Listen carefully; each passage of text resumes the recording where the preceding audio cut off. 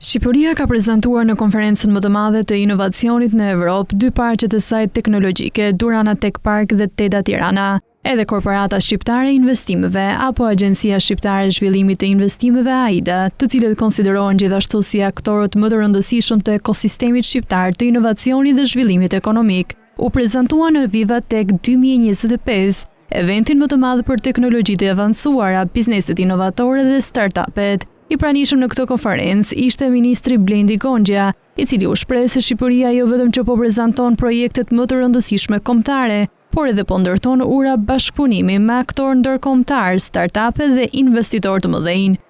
Mendoj që ne jemi në momentin më të mirë toni, sa i takon edhe motoson Albania Future Now, pra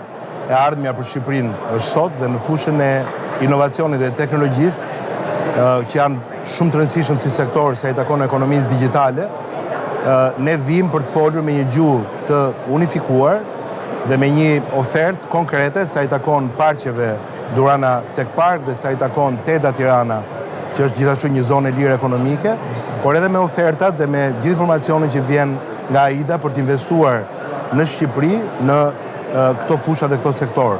Me pjesëmarrjen e saj në Viva Tech 2025, Shqipëria konfirmon angazhimin për të qenë pjesë aktive e hartës globale të inovacionit, duke pasur edhe mbështetjen e Bashkimit Evropian, Ministria e Ekonomisë, Kulturës dhe Inovacionit synon promovimin e ekosistemit të inovacionit shqiptar në tregun kombëtar e ndërkombëtar.